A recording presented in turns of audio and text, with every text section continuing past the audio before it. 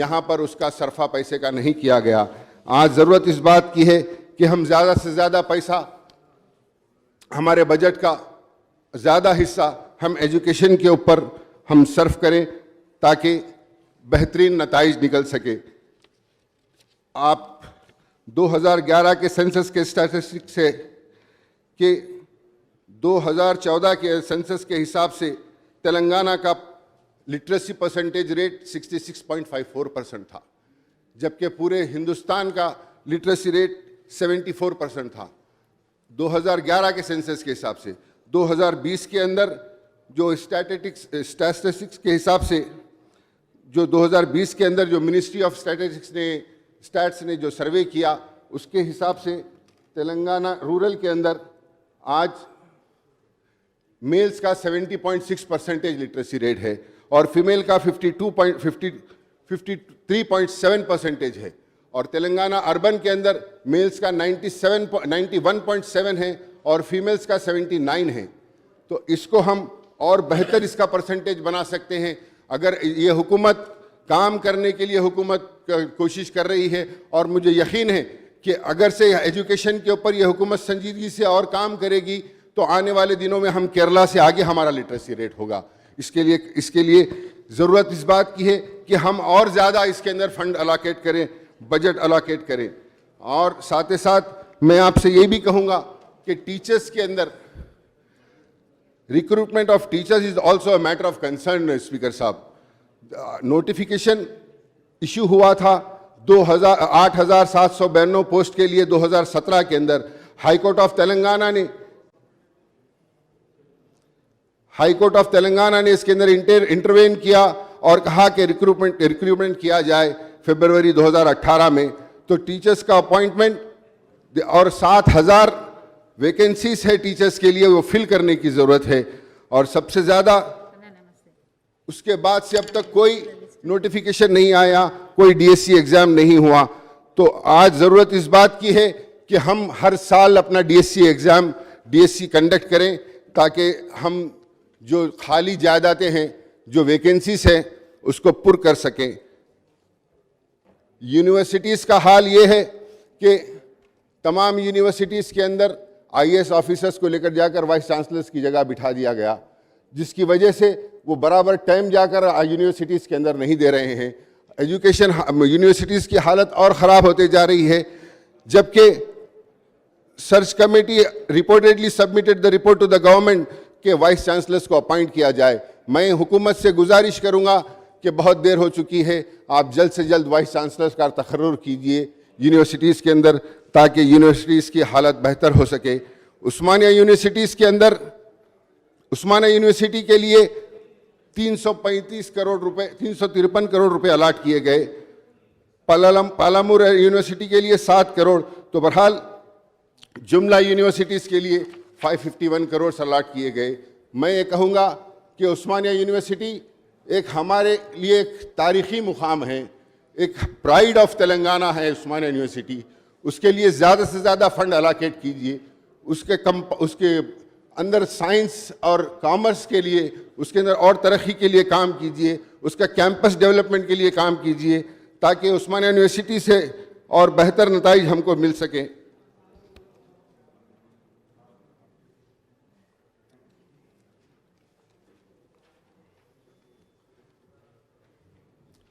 तेलंगाना के अंदर उर्दू मीडियम के हज़ारों पोस्ट वैकेंट है। कई साल से हम मुसलसल नुमाइंदगी कर रहे हैं, उसके लिए डीएससी कंडक्ट नहीं की जा रही है। एक छोटी सी बात आपके सामने बताता चलूं, सेल्फ फाइनेंस के ऊपर यहाँ पर उर्दू मीडियम के 15 जूनियर कॉलेजेस के अंदर 69 तुलबा काम कर रहे थे। उनको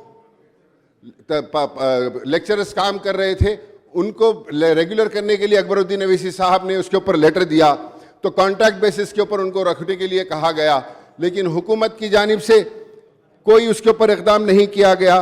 गवर्नमेंट कॉलेज के आज उन लोगों को बजाय कॉन्ट्रैक्ट बेसिस के ऊपर देने के उन 15 जूनियर कॉलेज के 69 लेक्चरर्स को आज कहा जा रहा है कि आप गेस्ट फैकल्टी के हिसाब से काम करें, गेस्ट लेक्चर के हिसाब से काम करें। ये उनके साथ नाइंसाफ़ी है मैडम।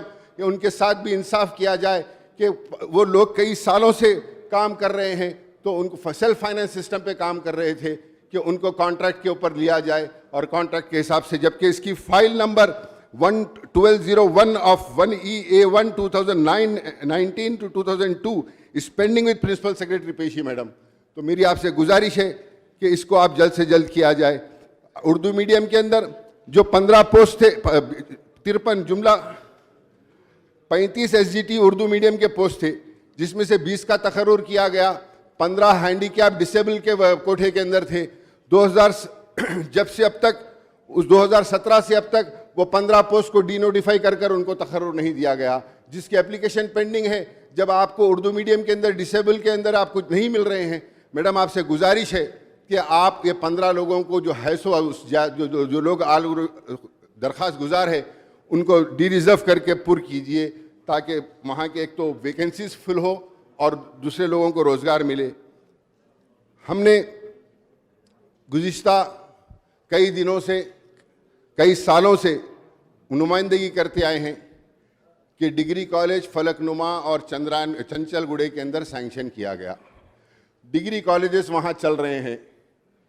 गुज़िश्ता वक्त 5-5 करोड़ रुपए दोनों डिग्री कॉलेजेस के बिल्डिंग्स के लिए भी दिए गए थे, लेकिन वो फंड लैप्स हो गया, वो काम नहीं करवाया गया अब तक। वहाँ पर डिग्री कॉलेज के अंदर कोई बुनियादी सहूलत नहीं है। फर्नीचर्स हम प्रोवाइड कर रहे हैं, वहाँ पर कंप्यूटर लैब्स हम प्रोवाइड कर रहे हैं, यहाँ तक के लेक्चरर्स को भी जो है सो तनख्वाह जो देने का है बच्चे डालकर सब लोग जमा कर उन लोग को दे रहे हैं, सिवाय प्रिंसिपल के कोई दूसरी वहाँ पर सहूलत नहीं है।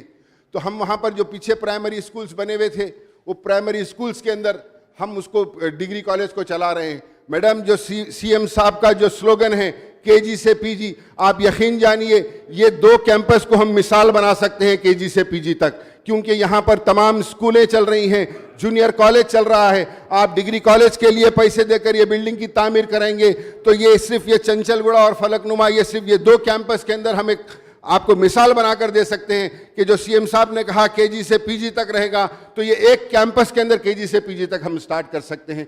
तो इसकी अहमियत को समझिए और इसके लिए फंड्स इजरा करिए ताकि हम यहाँ पर कॉलेजों की तामीर कर सकें। इसके साथ ही साथ provide sufficient fund for the repairs of heritage building. Nizamia Tibbi college madam, Nizamia Tibbi college की हालत ख़राब होते जा रही है, उसके लिए हम गुजारिश करते हैं कि बराबर फंड उसके लिए जारी किया जाए और उसके वैकेंट पोस्ट जो है नॉन टीचिंग स्टाफ और नॉन टीचिंग स्टाफ के, उसको पुर किए जाएं ताकि जो वैकेंसीज है वो पूरे हो सकें। मैडम मैं आपकी इल्म में ये बात लाना चाह रहा हूँ कि BUMS के 4th ईयर कंप्लीट करे सो स्टूडेंट्स अल आरिफ यूनानी मेडिकल कॉलेज 63 स्टूडेंट्स हैं मैडम, जिसको KNR यूनिवर्सिटी ने डी रिकग्नाइज कर दिया। कॉलेज बंद हो गया वो, तो वहाँ के 63 स्टूडेंट्स को हमने तिब्बी कॉलेज को मुंतकिल किया। आज वो लोग वहाँ पर काम कर रहे हैं, वहाँ पर इंटर्नशिप कर रहे हैं, वहाँ पर रेगुलर गवर्नमेंट नॉर्म्स के हिसाब से कर रहे हैं। तो मैडम वो भी तो स्टूडेंट्स हैं, उनके साथ नाइंसाफ़ी कैसा? दूसरे बच्चों को जैसा स्टे फंड दिया जाता है, जब ये कर रहे हैं तो इनको स्टे फंड से क्यों महरूम किया जा रहा है?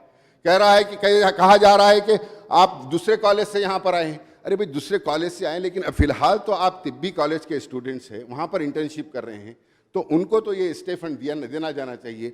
तो उनके साथ नाइंसाफ़ी हो रही है। मैं आपके इल्म में लेकर आना चाह रहा हूँ कि उन 63 बच्चों के साथ इंसाफ किया जाए।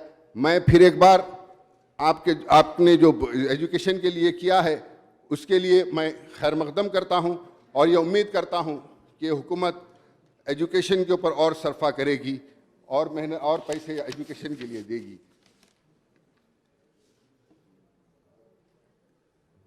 स्पोर्ट्स के लिए स्पोर्ट्स के लिए आज डिमांड्स के अंदर करीब 1500 करोड़ रुपए स्पोर्ट्स के लिए हमारे एक्साइज और स्पोर्ट्स मिनिस्टर साहब ने डिमांड रखा है इसका।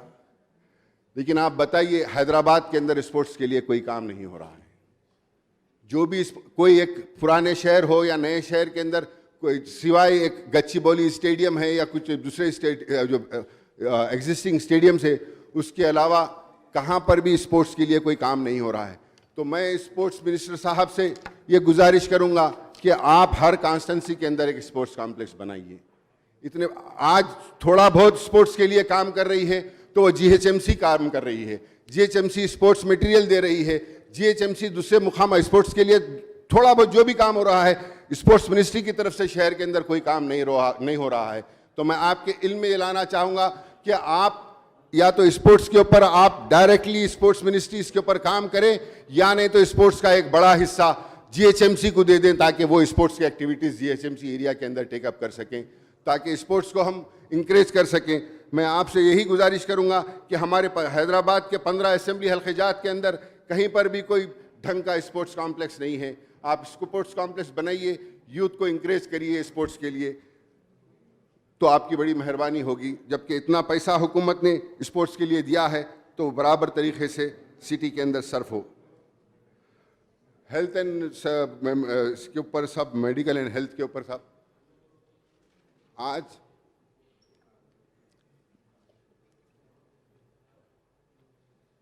पूरी दुनिया कोविड से, कोरोना से जूझ रही है। आज कोरोना की वजह से कल एजुकेशन मिनिस्टर साहिबा ने भी ऐलान किया कि स्कूल्स तमाम बंद हो जाएंगे। लेकिन खाली स्कूल बंद होने से क्या हम कोरोना से लड़ सकते हैं? क्या एजुकेशन इंस्टीट्यूशन बंद कर देने से क्या हम कोरोना से लड़ सकते हैं? कोरोना से, जिसको कोरोना, तो हम ये चीज़ नहीं कह सकते क्या इस हाउस में कोरोना है या नहीं है। हर एक घर में, हिंदुस्तान के हमारे हर एक घर के अंदर ये पहुंच चुका है और ये ख़त्म होने वाला नहीं है।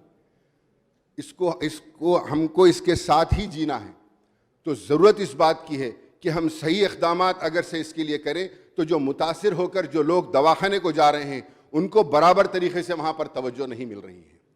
हॉस्पिटल्स के अंदर जो हुकूमत ने गुज़िश्ता फर्स्ट फेज़ के अंदर जो गाइडलाइंस बनाए थे, उसी गाइडलाइंस के बाद हुकूमत ने कोई गाइडलाइंस इशू नहीं करे, और जब जो गाइडलाइंस जो फॉलो किए जा रहे थे, आज कोई हॉस्पिटल वो गाइडलाइंस नहीं फॉलो कर रहे हैं।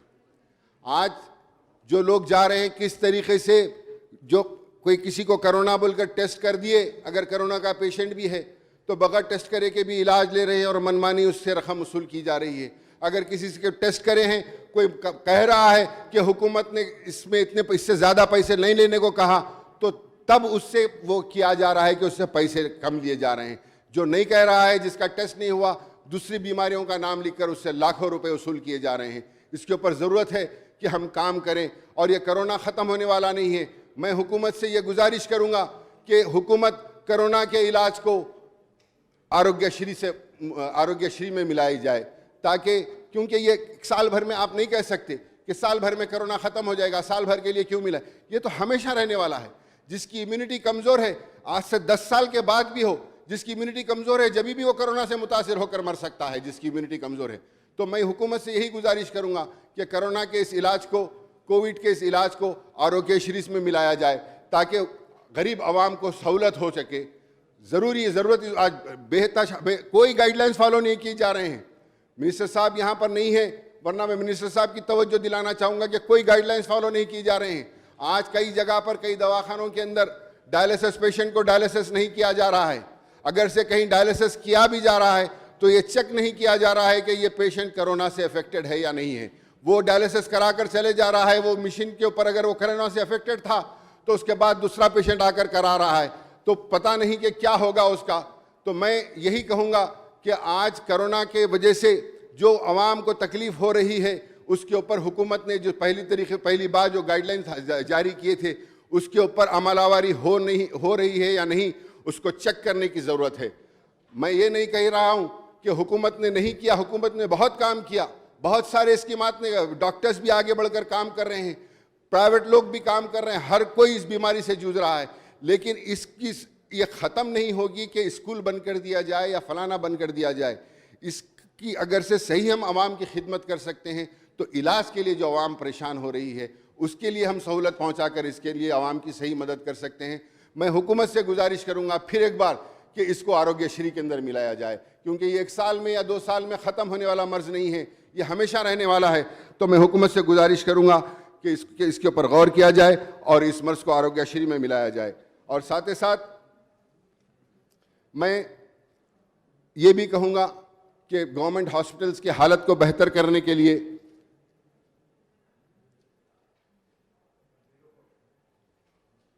while the allocation has increased from 109 crores, in the proportion budget has fallen 3.8% to 2.72%. जो गुज़िश्ता के अंदर जो बजट था वो बजट का 3.38% बजट हेल्थ एंड मेडिकल के लिए रखा गया था।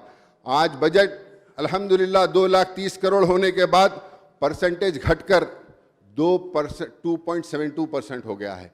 हमारी हुकूमत हर महाज के ऊपर काम कर रही है। मैं चाहूँगा कि तालीमी मैदान के अंदर और सेहत के मैदान के अंदर ज़्यादा से ज़्यादा पैसा सर्फ कर कर हमारी आवाम की बेहतरी के लिए और काम किया जा सकता है और ये हुकूमत को करना भी चाहिए।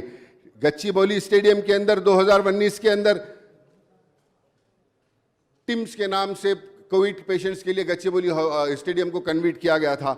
उसके लिए 6 करोड़ रुपए इस स्कीम के अंदर रखे गए हैं, लेकिन उसके अंदर कोई भी उसका खुलासा नहीं किया गया कि किस तरीके से वो किया जाएगा। और ज़रूरत इस बात की है कि उस्मानिया हॉस्पिटल के लिए ये पहली बार है कि उस्मानिया हॉस्पिटल के लिए 1 रुपया भी नहीं रखा गया। मैं इस पूरे हाउस की तरफ से, हमारी पार्टी की तरफ से, हैदराबाद की आवाम की तरफ से चीफ मिनिस्टर साहब से ये रिक्वेस्ट करूंगा कि उस्मानिया हॉस्पिटल के लिए अपनी जिद छोड़ दीजिए, उस्मानिया हॉस्पिटल को तामीर करिए, उसके रिन्यूवेशन के लिए करिए। 1 रुपया इसके अंदर बजट में नहीं रखा गया उस्मानिया हॉस्पिटल के लिए साहब, 1 रुपया भी नहीं रखा गया उस्मानिया हॉस्पिटल के लिए। तो साहब मेंटेनेंस के लिए तो कुछ रख सकते ना साहब? नहीं है साहब, इसके अंदर नहीं है। तो बहरहाल मैं यही गुजारिश करूंगा कि उस्मानिया हॉस्पिटल के डेवलपमेंट के लिए, उसको प्रिजर्व करने के लिए, एज ए हेरिटेज स्ट्रक्चर, हमारे हेरिटेज को प्रिजर्व करने के लिए उसके लिए पैसे रखा जाए। पीछे आप नई बिल्डिंग बनाइए, पीछे बहुत जगह है, नई बिल्डिंग तामीर करिए, उससे कोई किसी को कोई एतराज़ नहीं है। तो मैं यही गुजारिश करूंगा कि आप इसके ऊपर तवज्जो दीजिए। Government hospital needs more man power, उसके ऊपर भी ज़रूरत है कि गवर्नमेंट हॉस्पिटल्स के अंदर मैन पावर का इजाफा किया जाए।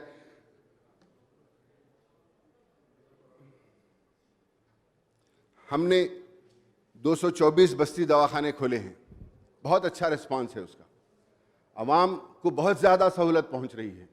ये हुकूमत का बेहतरीन कारनामा है जो बस्ती दवाखाने हुकूमत ने खोले हैं। और इंफ्रास्ट्रक्चर भी बहुत माकूल इंफ्रास्ट्रक्चर भी रखा गया है, इंफ्रास्ट्रक्चर भी तशफ़ी बख्श है।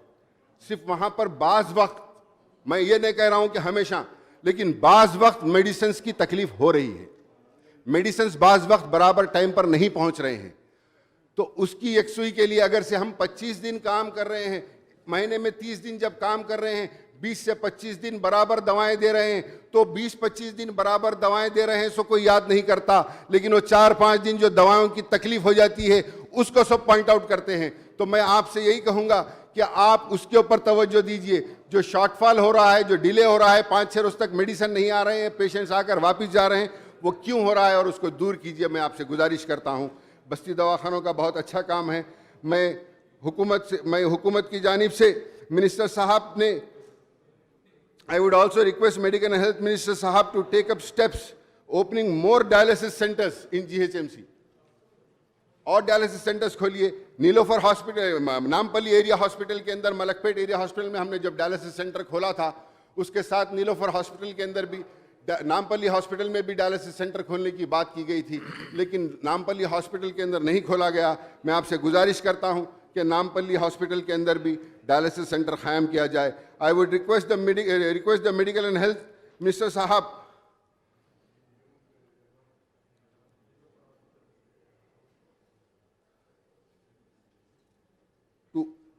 नीलोफर हॉस्पिटल के अंदर 90 वेंटिलेटर सैंक्शन किए गए थे, जिसमें से 40 दिए गए हैं, अभी 50 नहीं दिए गए हैं। और वो 40 वेंटिलेटर्स के लिए भी स्टाफ नहीं है। स्टाफ नहीं होने से वो 40 वेंटिलेटर्स खाली पड़े हुए हैं, सिर्फ 10 वेंटिलेटर्स उसमें से इस्तेमाल हो रहे हैं, तो उसके लिए स्टाफ प्रोवाइड किया जाए और मबकाया जो 50 वेंटिलेटर्स जारी करना है उसको भी जारी किया जाए। और मलकपेट एरिया हॉस्पिटल के अंदर हमने 10 ICU बेड्स के लिए प्रपोजल भेजा है। मैं हुकूमत से गुजारिश करूंगा कि हमारे पास वहां पर डायलिसिस सेंटर भी है मलकपेट हॉस्पिटल के अंदर, अगर से 10 बेडेड ICU वहां पर आ जाएगा तो वहां पर लोगों को सहूलत होगी। अगर इन केस कोई डायलिसिस पेशेंट की तबीयत खराब होती है ताकि हम उसको इमीडिएटली ICU के अंदर मुंतकिल कर सकें। सर्जरी से डिलीवरीज हो रहे हैं, बाज़ वक्त वहाँ पर पेशेंट क्रिटिकल हो जा रहा है, तो बजाय उसको ICU में शिफ्ट करने के लिए हमको उसको कोठी हॉस्पिटल वहाँ पर भेजना पड़ रहा है। तो मैं आपसे गुजारिश करूँगा कि मलकपेट एरिया हॉस्पिटल के अंदर भी एक 10 बेडेड ICU का क़ायम किया जाए। और TB हॉस्पिटल जो डबिलपुरे के ऊपर पुराना TB हॉस्पिटल है, उसके अंदर भी हमने एक 50 बेडेड हॉस्पिटल का प्रपोजल दिया है। वो फाइल पूरी जाकर हमारे चीफ मिनिस्टर साहब के पास है। मैं इंशाल्लाह मैं उम्मीद करता हूं कि चीफ मिनिस्टर साहब के पास से वो फाइल पास हो जाएगी और 9 करोड़ रुपए का उसके लिए एस्टिमेट बनाया गया है। अगर से इंशाल्लाह चीफ मिनिस्टर साहब उसको क्लियर कर देंगे तो हम वहाँ पर एक 50 बेडेड हॉस्पिटल वहाँ पर भी आ जाएगा। बहरहाल मैं यही कहूँगा कि जो भी आपके लिए बजट हेल्थ के लिए रखा गया है उसके अंदर और अगर से इजाफा किया जाए तो और बेहतर होगा।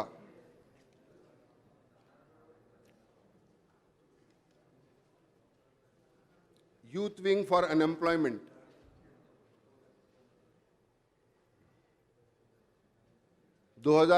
दिसंबर के अंदर अनएम्प्लॉयमेंट अलाउंस के लिए हुकूमत ने वादा किया था।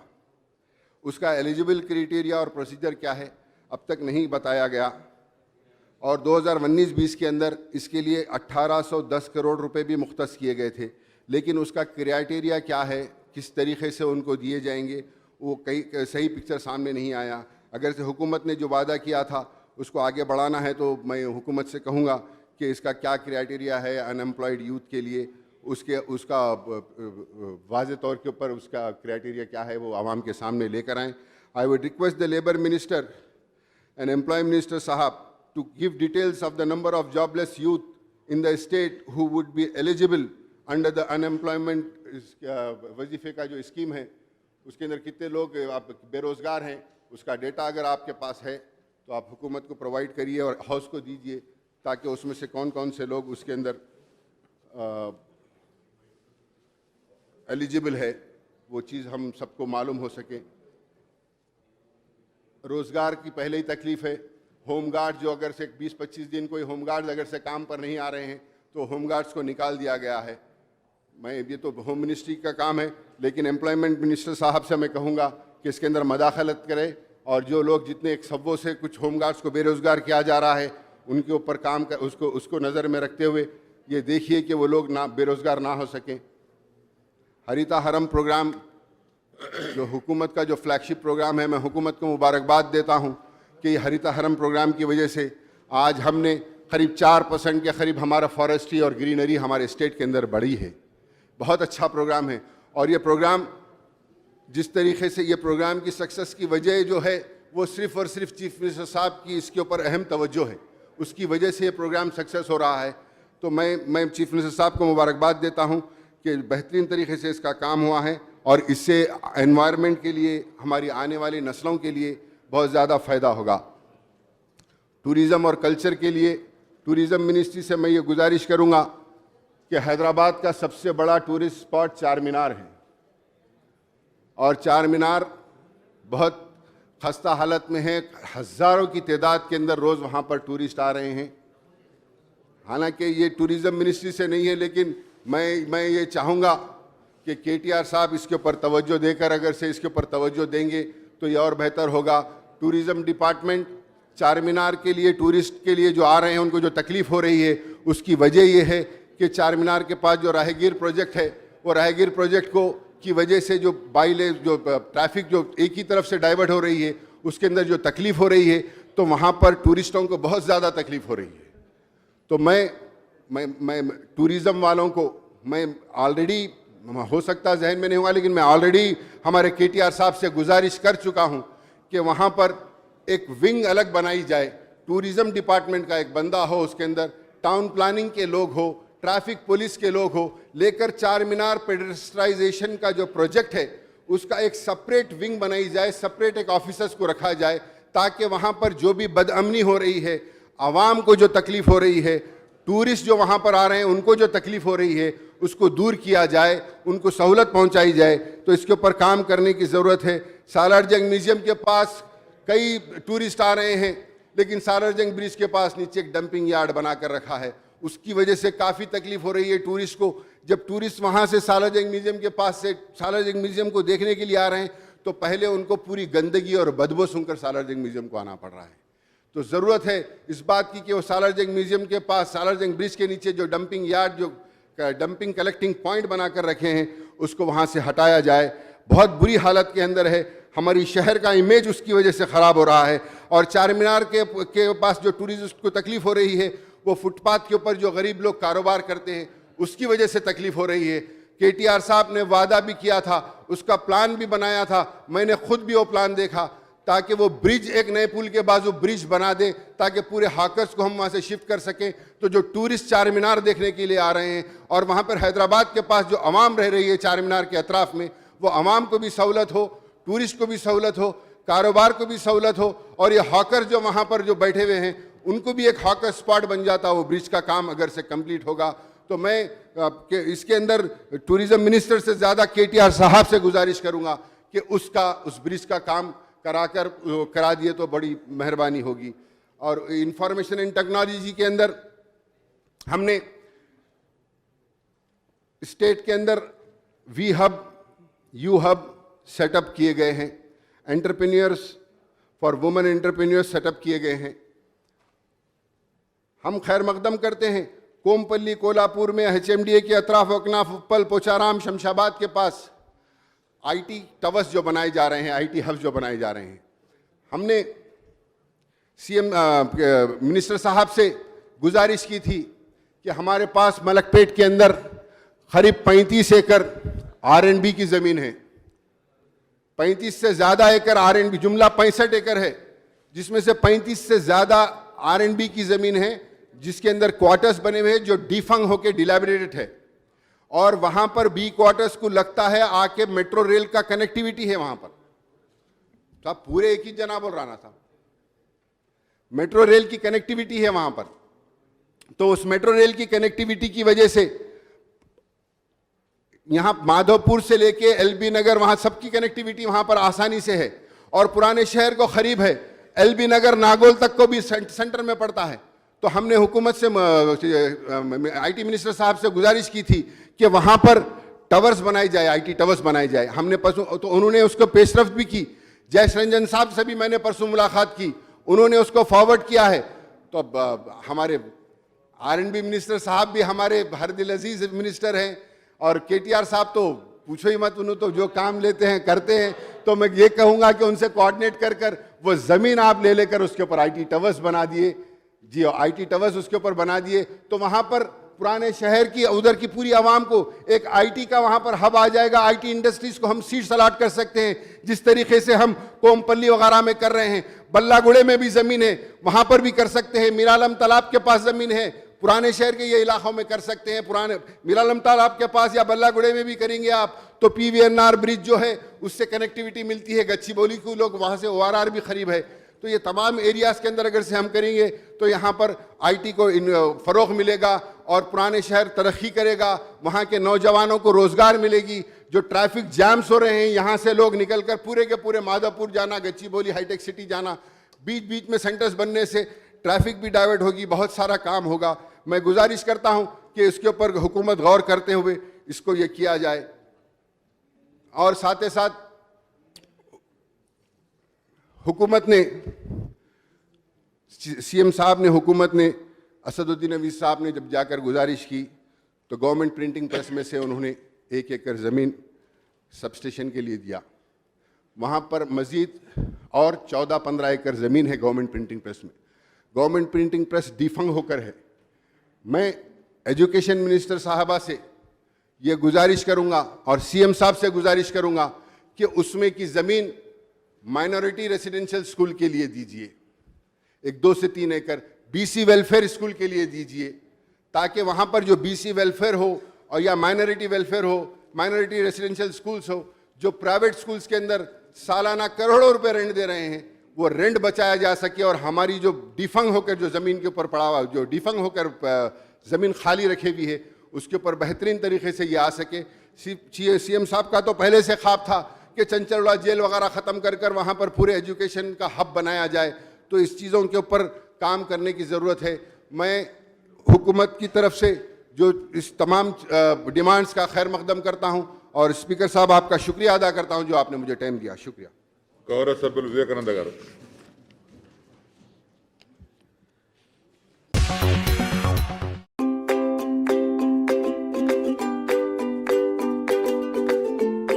Every child's success story starts here, like a multifaceted diamond. Every student who steps into Success School shines with brilliance, sculptured by teachers polished to perfection. If opportunity does not knock, I will build a door. To us, success comes in cans, not in can'ts. Success is falling 9 times, getting up 10. Some people dream of success, others put their heart and soul into working for it.